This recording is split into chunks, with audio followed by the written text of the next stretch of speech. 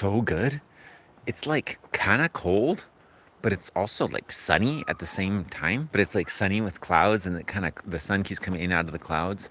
But it's like cold in a way, and just a little bit, just like this slightest mist in a way that just like feels like it just opens up my airways. Like I breathe and I just feel like, whoa, there's lots of air here, and it just seems like open up my system. Um, wow, it just feels really nice to be outside right now. I came outside for the first time just now and said to myself, wow, that feels amazing. Feels really good to be here. Ooh, and look, there's a worm right here. Look at that worm go. There he goes, there he goes. He has to get from there to there while it's still wet. You know, it's kind of funny. To us, it's like not that far, you know? Like I can quickly just be like, I'm gonna walk across here. Walk, walk, walk, walk, walk. I didn't step on the worm, don't worry. It's so fast.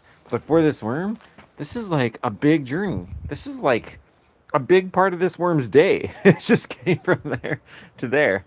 And it makes you wonder why the worm's even doing it. Like, I wonder if there's something over there that it thinks will be better nutrients than what it had over there.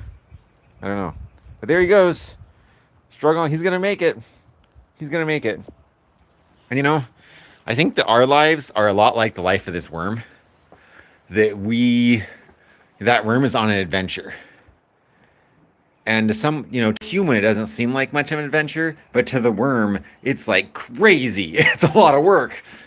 And I think that we're kind of like that too. Like to some kind of cosmic being or to a god or to an angel or something, you know, the stuff we're going through might kind of look just kind of like an interesting little adventure. But to us, when we're in the middle of it, it feels so intense. It just feels like so much, and it feels so hard, um, like so hard to be in the middle of this adventure. Um, but it is an adventure,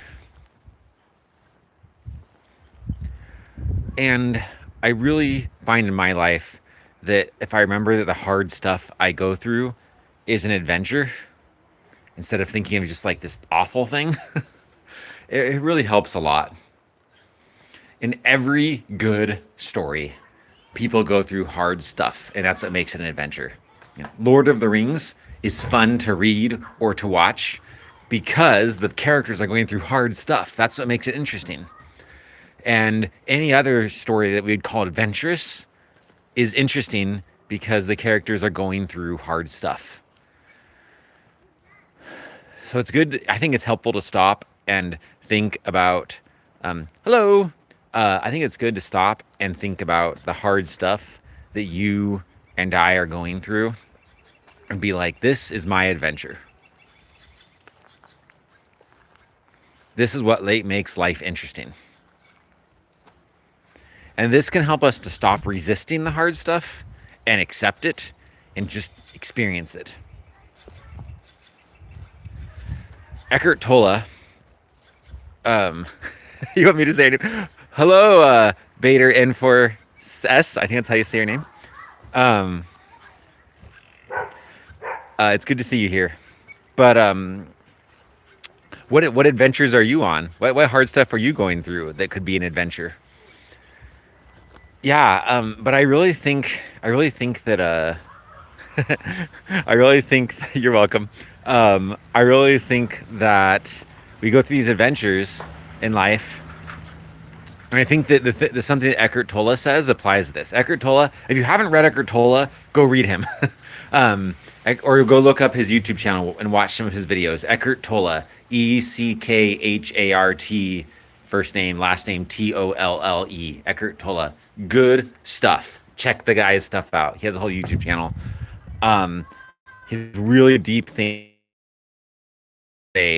about the ego and about like just like being in the present moment and life fully, being at peace. Really good stuff. And one of the things he said is that the way that you be at peace is by accepting non-peace. So when you feel the opposite of peace, being frustrated about that will never lead to peace. You have to accept the fact that you're not feeling peace right now, and then you feel peace. And that's part of that's. And if you remember, if you think of the challenges of life as part of an adventure, I think it helps you to. I think it helps me at least to accept them, and that helps us find that helps us accept the hard stuff, which is the path to peace.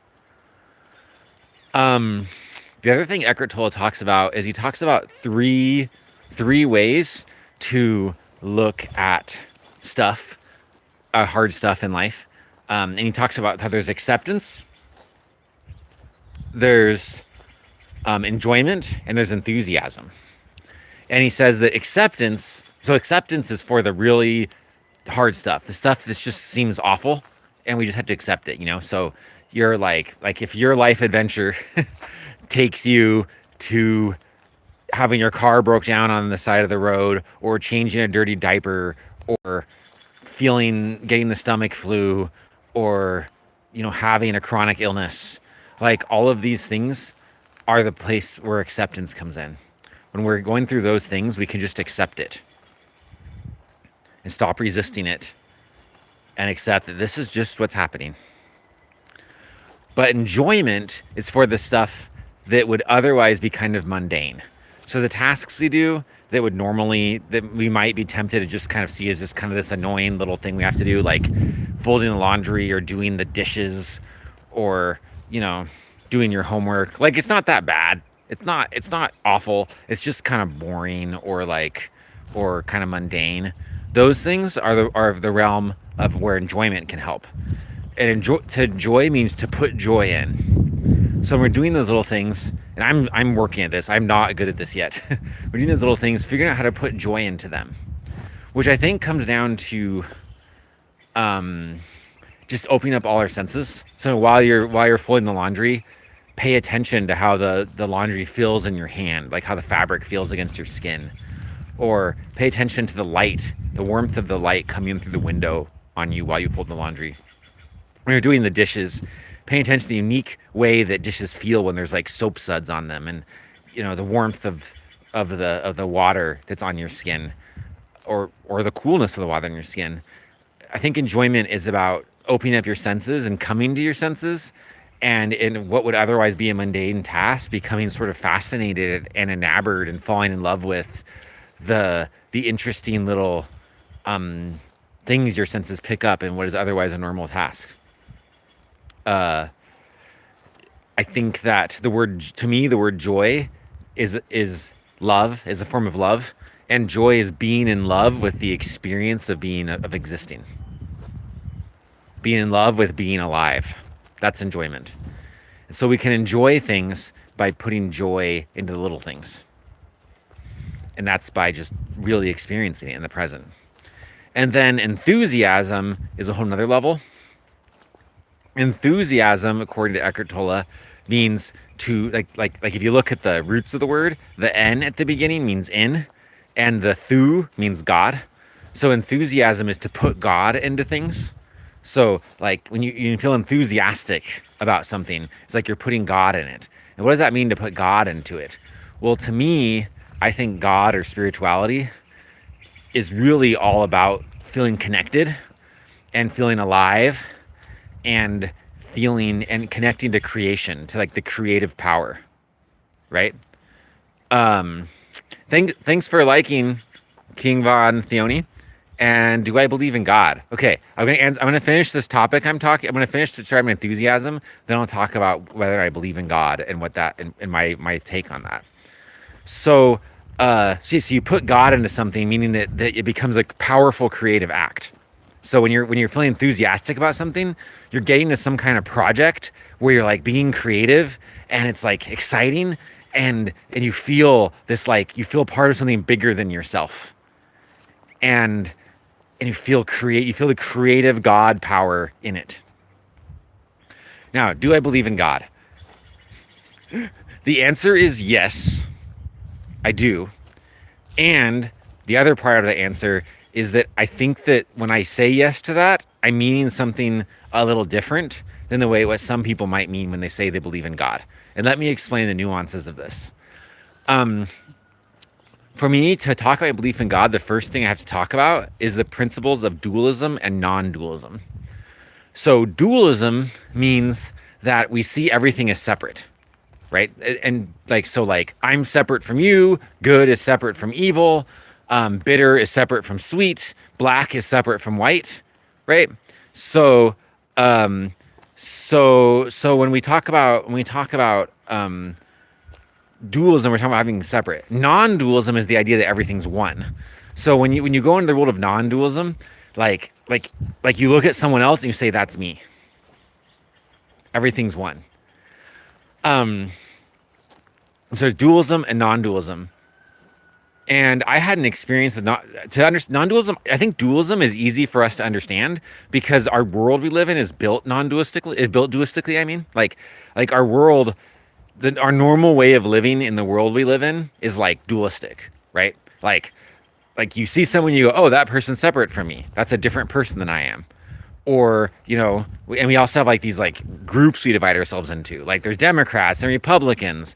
There's Christians and atheists. Or there's there's the good guys, there's the bad guys, the cops, the robbers. We divide ourselves into these groups, and then and that's just something that humans just do naturally for some reason, and that's very dualistic when we do that. So non-dualism is harder for us to understand. I think it's hard for us to grasp the idea that you can look at someone else and say that person is me is very challenging. I think that Jesus, I'm a big fan of Jesus. I believe that Jesus was very non-dualistic in his thinking. Like Jesus said, if you do it unto the least of these, you do it unto me. If you see me, you've seen the Father, right? Do you see how he's talking non-dualistically? He's saying that when you help someone else, you help me. He's saying that when you see me, you see God. He's saying that these different things that we think of are separate are actually one. He even gave his disciples bread and water, or bread and wine, sorry. And he said, "Drink, eat, and drink." And he says, "This bread is my flesh. This wine is my blood." Right? It's very non-dualistic. He's saying when you eat these things, you're like taking me into you. These things, normally you'd look at a piece of bread and look at a person and say those are different, but he's saying no, they're the same. In his final prayer that we have in John 17, he prays that all his disciples will be one, as he and the Father are one. That's non-dualism. And just to like drive this point home, I want to tell a little story, a really special story that I had, a really special experience about non-dualism that helps understand what it is, and it's about Jesus. One time, I was attending church at a certain church, and I was going to church there, and I had this experience where like some people at the church had like said and done some things that really hurt my feelings. And I didn't really want to go to church. Like I just didn't want to be there because I was frustrated with these people who had hurt me. And I prayed about it.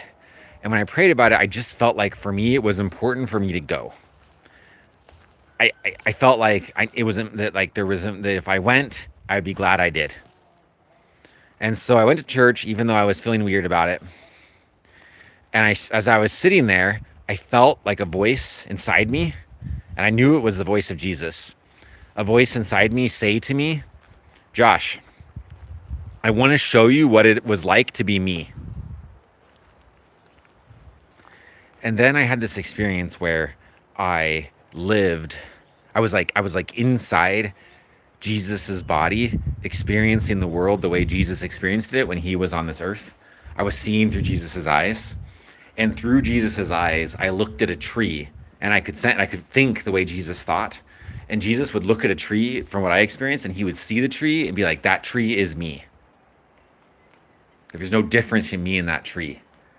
And then he'd look at his disciples, the people who followed him, and say, "Wow, they are me. There's no difference between me and my disciples."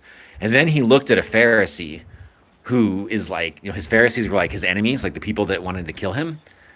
And he looked at the Pharisees and said, "That person is me."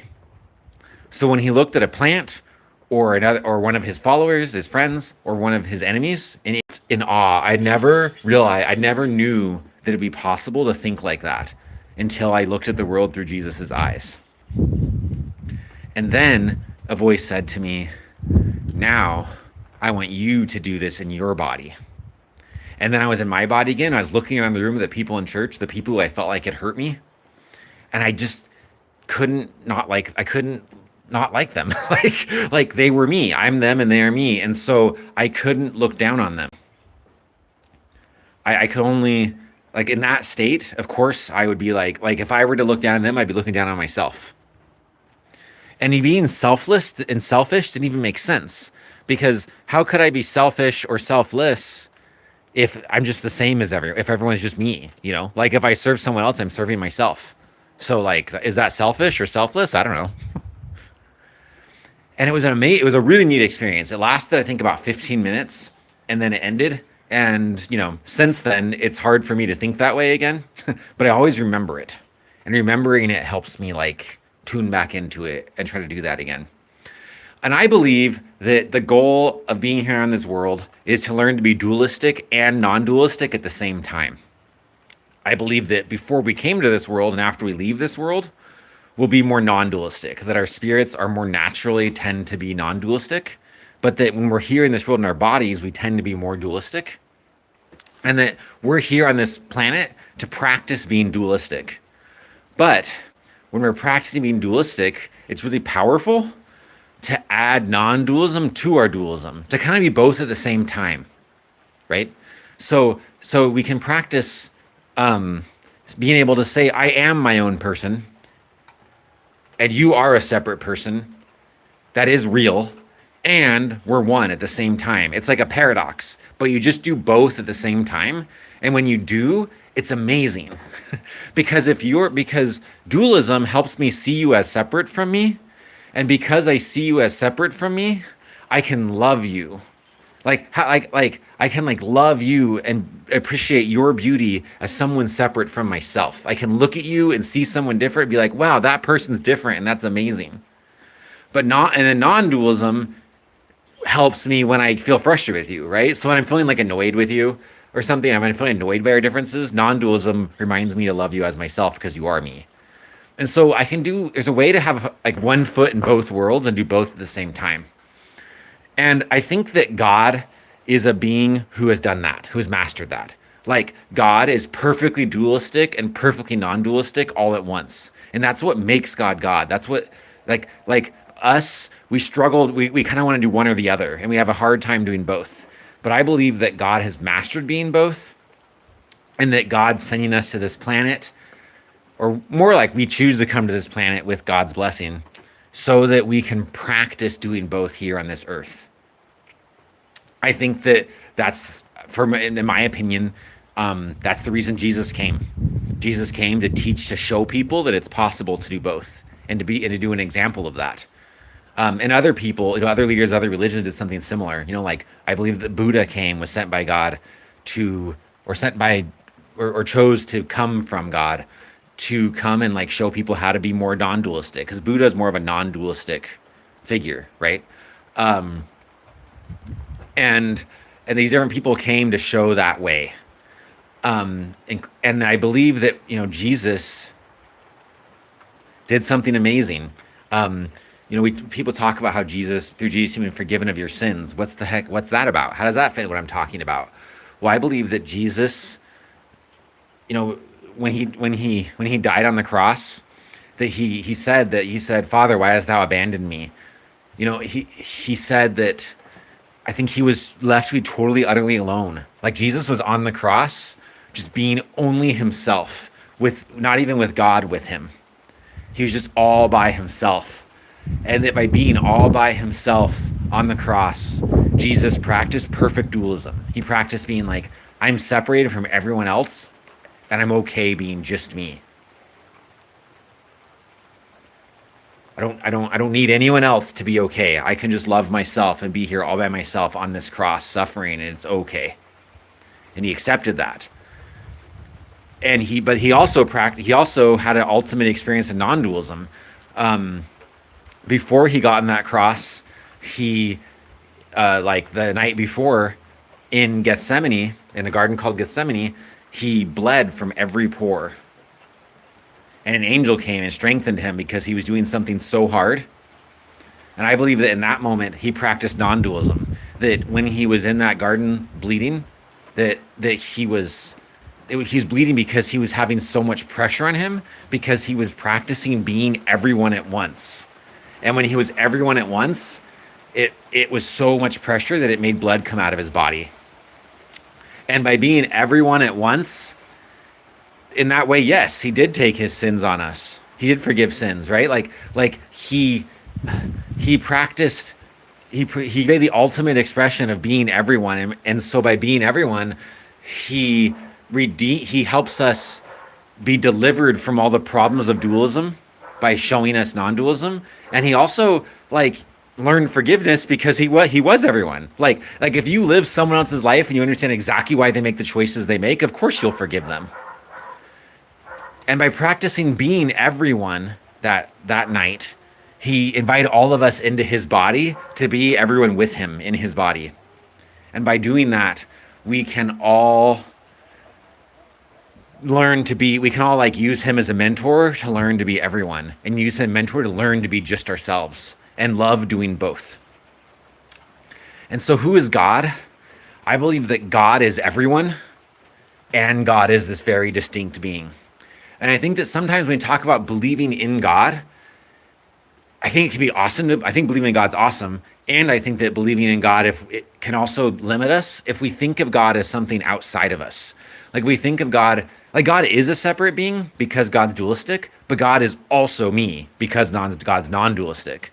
And so when you think of like God's both, and sometimes though we limit God to dualism because we're so used to dualism, we think of God only as a separate being. And when we do that, it gets weird, right? Because then when bad things happen to you, you're like, why is God doing this to me?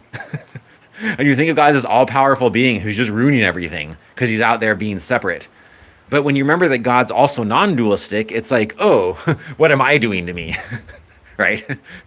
because I am part of God. So therefore, it's like, oh, I'm part of God choosing the way the universe is. And the universe is, I'm part of the being who's choosing the universe is like this for a reason. And I also feel empowered. And so I think I don't like to talk. Recently, I feel weird about talking about praying to God, because when I say I pray to God, the word "to" makes God so separate from me. Right? Like I pray to God, like God's out there far away and I'm here, and I have to like somehow close the distance. Recently I find myself saying, I pray God. I pray God. Think about that's like, I'm going to go pray God now. I prayed God just now. I am praying God. There's a lot of really interesting power that language brings up.